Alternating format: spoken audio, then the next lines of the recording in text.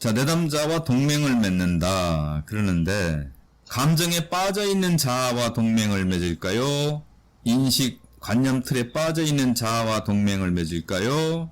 아주 부적응 행동에 빠져있는 그 자아의 동맹을 맺을까요? 어떤 욕망에 막 집착되어 있는 그 자아와 동맹을 맺을까요? 어디와 동맹을 맺을까요? 내담자와 상담을 하려면 감정에 빠져있는 자아와 내가 협력해서 상담할 수 있을까요?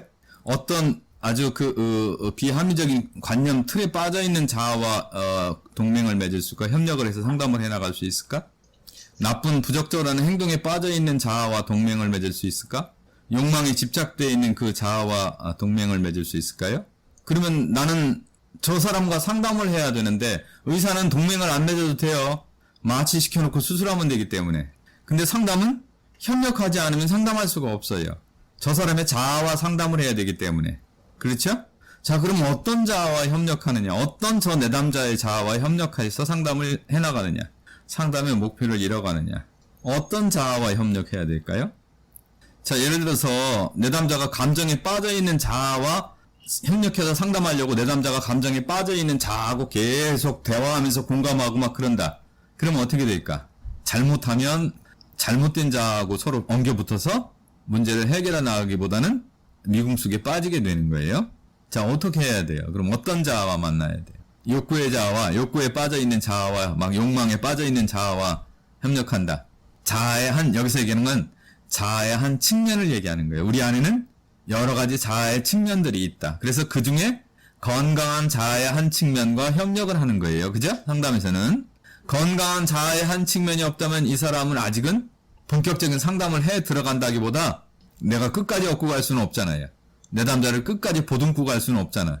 내 딸이다, 내 아들이다, 내 동생이다 그러면 끝까지 보듬고 갈 수 있어요. 죽을 때까지. 근데 나는 직업으로 많은 사람은 상담해야 되는 사람이야. 근데 이 사람을 끝까지 얻고 갈 수 있겠어요? 못 얻고 가죠. 업고 가는 건 수단이에요. 이 사람이 어느 한 측면의 자아가 나올 때까지 그때까지는 얻고 가지만 그 자아가 나와야 돼요. 그렇죠? 내가 끝까지 얻고 간다 그러면 상담의 대상이 아니에요. 사회복지나 어떤 사람이 이 사람을 끝까지 누가 얻고 가는 누가 조력자가 있어야 되는 거야. 그렇죠? 상담이냐 아니냐를 우리가 영역을 설정해야 돼. 영역을 설정해야 되는데 자, 그럼 어떻게 해야 돼요? 끝까지 얻고 갈 수 없잖아요. 제가 힌트 드렸는데 어떤 자아하고 협력해야 돼? 이 성찰의 자아하고 협력해야 돼요. 성찰의 자아는 이게 어떤 구조적인 변화를 일으키는 성찰도 있지만 문득문득 성찰하는 순간들이 있어요.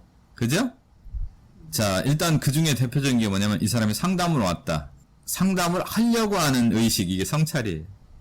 상담을 해야 되겠다. 이해되세요? 자, 상담을 해야 되겠다고 생각하는 마음이 성찰이에요. 이 사람의 성찰의 자아.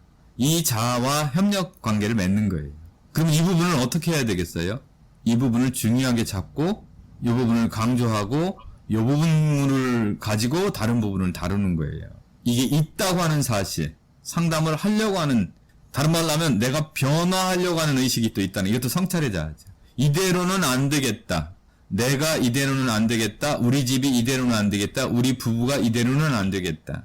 그렇지만 이거 얘기하고 어떻게 얘기하다 보면 또 남편이 문제예요. 이 인간 때문에 미치겠어요. 이렇게 얘기하잖아요. 엄마로서 이러면 안 되겠다. 조금 지혜로워야 되겠다 생각해 상담을 해. 근데 우리 애 보면 미치겠어요. 한심해요. 바보 같아요. 막 다 죽여버리고 싶어요. 내가 왜 이 인간을 낳고 그랬는지 모르겠어요. 또 여기 등장하죠. 그렇지만 다시 또 엄마로서 이대로는 안 되겠다. 내가 좀 변화를 해야 되겠다는 내가 있는 거예요. 이 자아와 협력하는 거예요. 이해되시죠? 알코올을 해요. 알코올을 막 매일 술을 마셔요. 그러다가 문득 내가 인생은 이렇게 살아서는 안 되겠다는 내가 있는 거죠. 그죠? 이 한 부분에 내가 있는 거예요. 자아의 한 부분. 이것을 잡고 이 자아와 협력해서 어떻게 이 문제를 해결해 나갈까를 같이 이제 협력하는 거예요. 자, 그래서 이 부분이 중요한 거예요. 상담을 시작하려고 하는 그 마음이 뭔지를 분명히 하는 것. 그냥 저 인간 때문에 미치겠어요. 이것만 붙들고 있으면 어떻게 되겠어요? 저 인간 때문에 미치겠어요. 막 죽여버리고 싶어요. 막 여기에 빠져 있으면. 그래서 뭘 분명히 하라고 그랬죠? 상담을 오게 된 거. 상담을 하려고 하는 마음. 그래서 맨 처음 그게 중요하다고 그랬잖아요. 누가 의뢰해서 억지로 왔는지. 억지로 왔어도 뭐 수갑을 채워서 오지 않는 한 내가 동의하는 게 있잖아요. 그죠?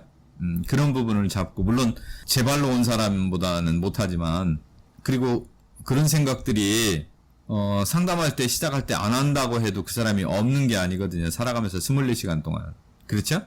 공격성이나 분노가 파도처럼 밀려왔다가 딱 사라지면서 또 어느 순간 나도 이렇게 살면 안 되겠다라든지 뭔가 바꿔보야겠다든지 과연 이게 내 삶의 전부일까라든지 뭔 생각을 하게 된단 말이에요.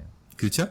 아예 없다고 해도 상담실에 와서 뭔가 해보겠다고 하는 것이 없다 하더라도 그러면 어떻게 해요? 막 죽여버리겠다 막 어떤 감정이 나오고 난 진짜 형편없다고 해도 이걸 공감하고 수용하고 하다 보다 보면 빈틈이 딱 등장하는 거죠. 그렇지만 이걸 공감해주고 수용해주다 보니 분명히 이 삶은 내 삶이 다는 아닐 것 같다는 생각을 하게 돼요. 뭐 이런 말을 딱 던진다든지 그러면 이게 이제 그 틈인 거예요. 그렇죠? 이거를 잡고 협력해 나가는 거예요. 그래서 이거를 늘 붙잡는 거예요. 이 애와 협력해 나가는. 그래서 어떤 상담에서는 이거를 다른 자아로 규정하는 경우도 있죠. 그리고 얘를 자아라고 보지 않고 외부의 어떤 요소로 또 분리하는 사람도 있어요. 너는 열심히 살려고 하는데 얘는 애가 너를 자꾸 괴롭히는구나 이렇게.